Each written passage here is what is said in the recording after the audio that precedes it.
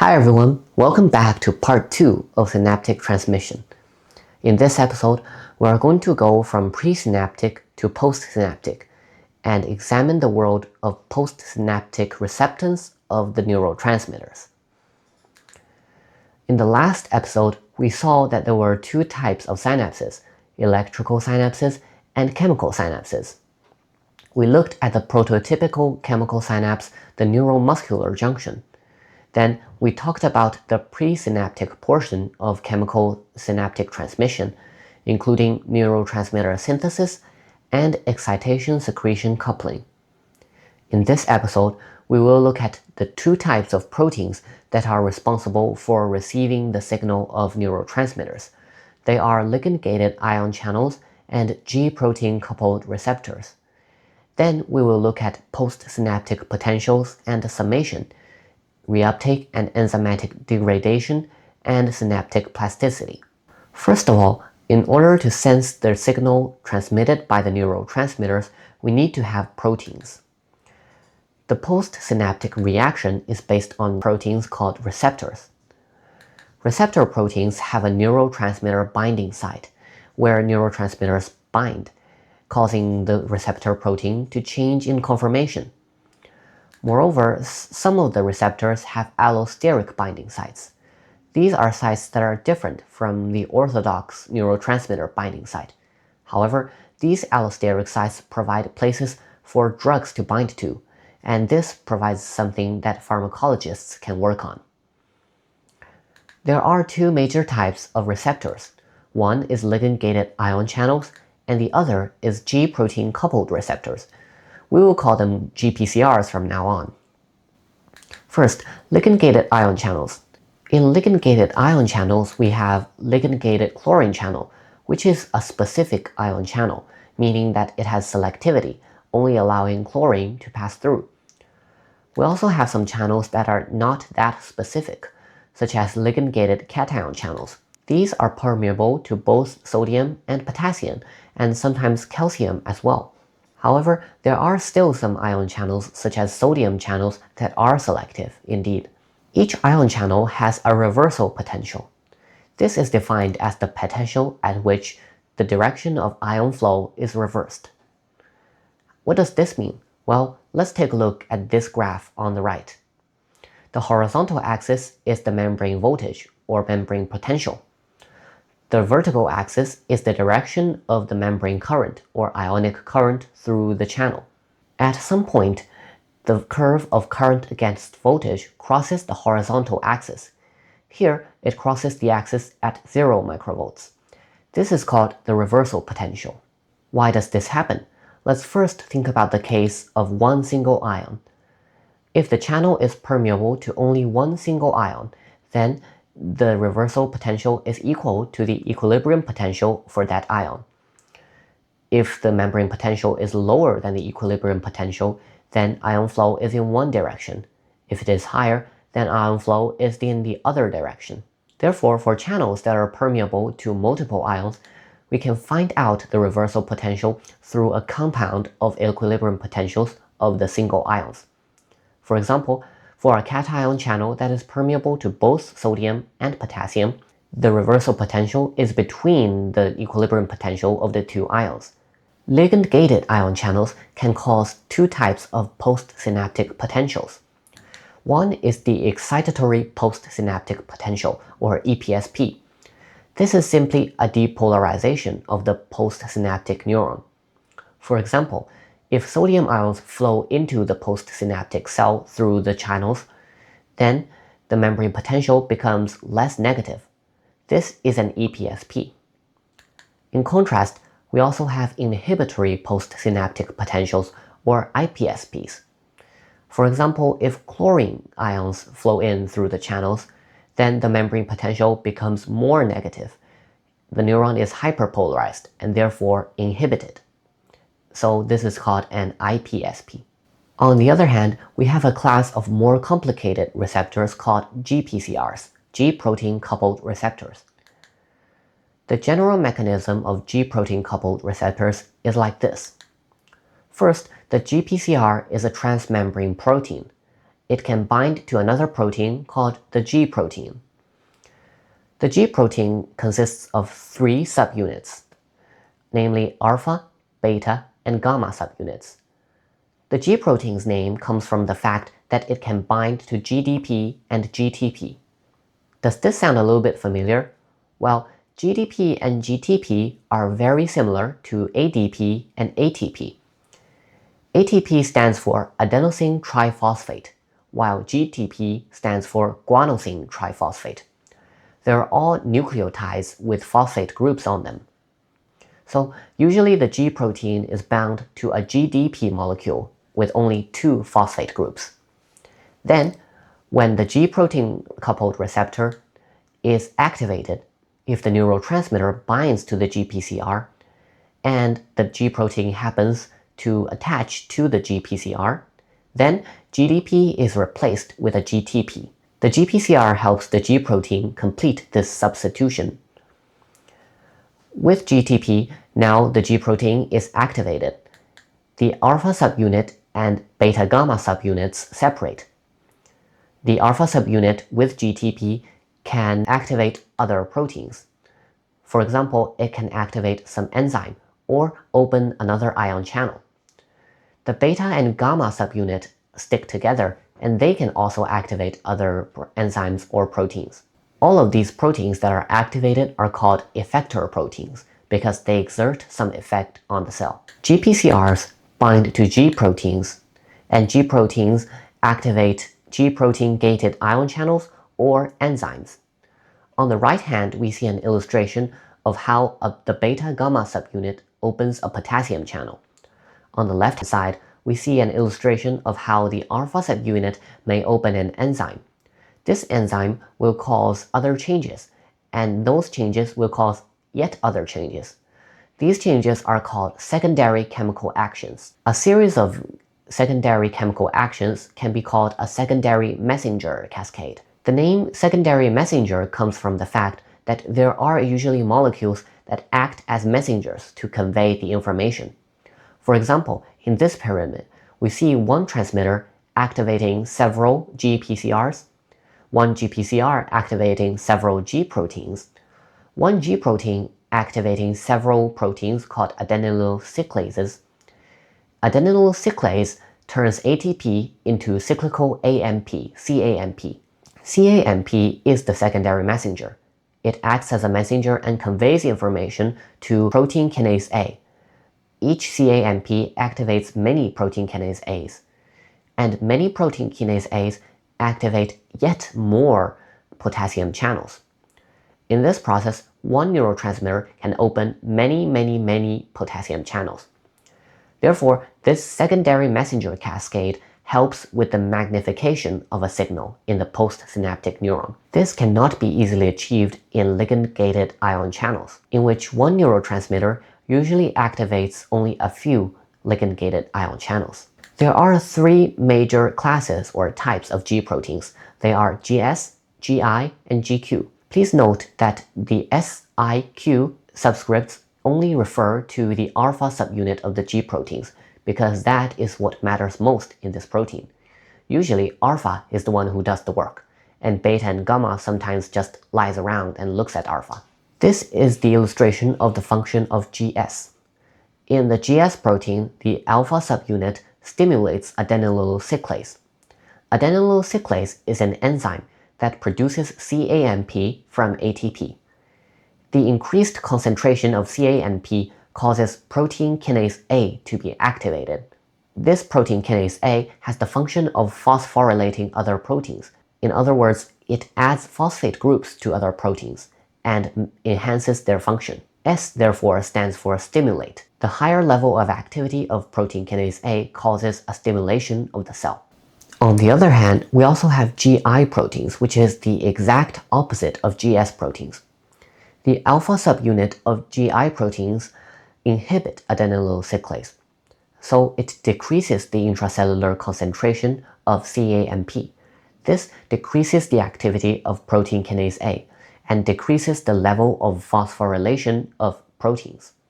Therefore, the GI protein is inhibitory to the cell, Therefore, I stands for inhibition or inhibitory. The third type of G protein is more complex.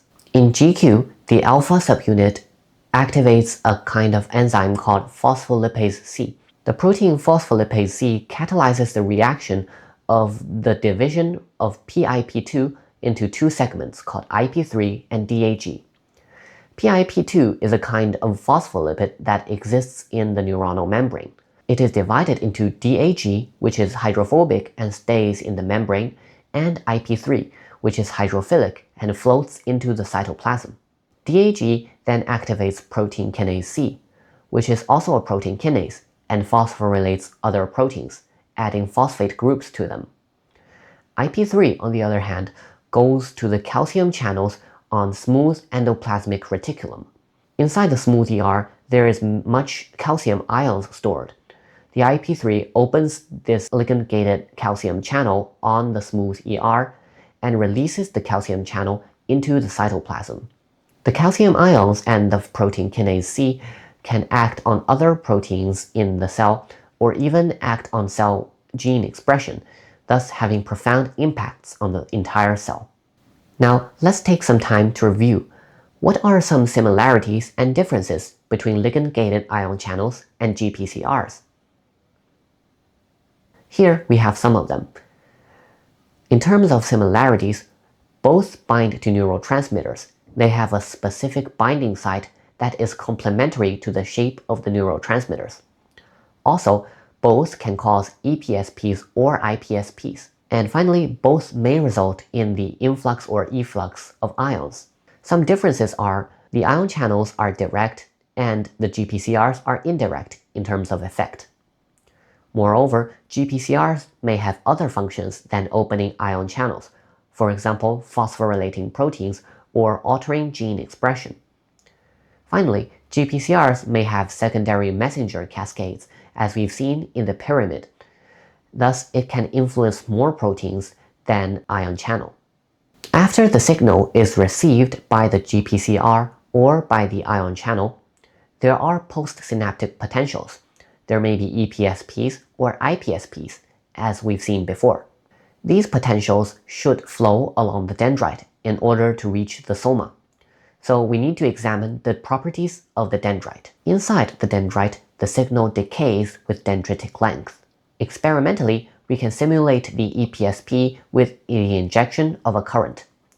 Near the location of injection, the membrane potential's change is large, while further away from the injected current, the membrane potential's rise is very small. We can see that there is a nearly exponential decay of the signal with respect to the distance along the dendrite. Moreover, signals in the dendrite take some time to reach the soma. The velocity of the signal is related to many factors. For example, it is related to the conductance of the membrane, to the diameter of the dendrite. Just like the diameter of the axon influences the conduction speed, the diameter of the dendrite also influences speed. Also, the resistance of the membrane. This means how much ion can leak past the membrane while flowing. And the internal resistance, meaning how much resistance ions will meet when they flow along the dendrite, instead of transversely trying to exit or enter. There are two types of summation at the soma. When the signals reach the soma, they either have spatial summation or temporal summation. Spatial summation means summation with respect to space. There may be multiple axons acting on the same time. Some synapses are located on different locations of the dendrite. Therefore, these signals propagate along the dendrite according to the dendritic properties, and the resulting signal at the soma is the sum of all these signals after their decay. We also have temporal summation. This means a summation with respect to time. A single synapse may repeatedly stimulate the postsynaptic neuron. Then the EPSPs may sum together. Summation does not only include the summation of more EPSPs, but also summations of EPSP and IPSPs, or only IPSPs. An EPSP is sometimes cancelled out by an IPSP. Sometimes, even a very strong EPSP may be cancelled out by an IPSP that is inputted very near the soma. This type of blocking can inhibit the whole neuron completely. Therefore, the location of the synapse on the postsynaptic neuron is very important. The timing is also very important. If a series of action potentials triggers a series of synaptic neurotransmitter release in one synapse, we call this series of action potentials a tetanus. A tetanus is very likely to trigger a response in the postsynaptic neuron. We have now seen the whole process of neurotransmission from the presynaptic side to the postsynaptic side. However, there is still one thing that is left for us to do, or we should say, left for the neurons to do. We need to throw away the garbage.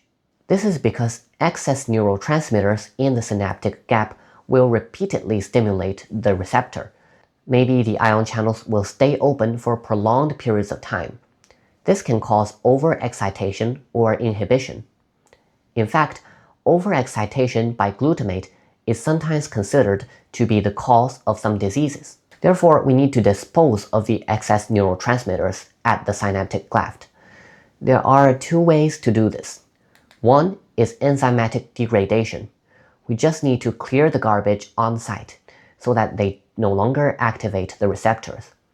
Another way is recycling. We can reuptake the neurotransmitters into the presynaptic neuron and then use them again later. This is an example of enzymatic degradation. In neurons that use acetylcholine, after releasing acetylcholine into the synaptic cleft, there is an enzyme called acetylcholine esterase that degrades acetylcholine. Sarin, which is a kind of toxin, inhibits acetylcholine esterase. Therefore, it causes acetylcholine to remain in the neuromuscular junction, therefore causing spasms of the muscle. This can be very painful, and that's why sarin is a kind of toxin. Here is an example of reuptake. Serotonin transporters are responsible for reuptaking serotonin into the presynaptic neuron. A type of drug called SSRI, which stands for serotonin selective reuptake inhibitor, inhibits the reuptake of serotonin. As it does so, it increases the concentration of serotonin in the synaptic cleft, and this can help relieve depression. Therefore, SSRI is a very useful antidepressant drug. Finally, there is a property of the synapse that I'd like to talk about. We will come upon this topic more in the episode of neurosystem development. Synaptic plasticity means that synaptic behavior can change in response to its record. In other words, it remembers its past stimuli and responses. This can be both short-term and long-term. In the short term, we have types of synaptic plasticity, for example, twin pulse potentiation. That is to say, if there are two consecutive action potentials in the presynaptic neuron, then the synaptic transmission is strengthened. This is because the calcium that flowed in during the first action potential remains in the presynaptic neuron when the second action potential arrives. Therefore, there are more calcium ions that trigger more neurotransmitter release. A similar one is post-tetanic potentiation. We said that tetanus means a sequence of very rapid consecutive action potentials. Therefore, this is similar to twin pulse potentiation, but stronger.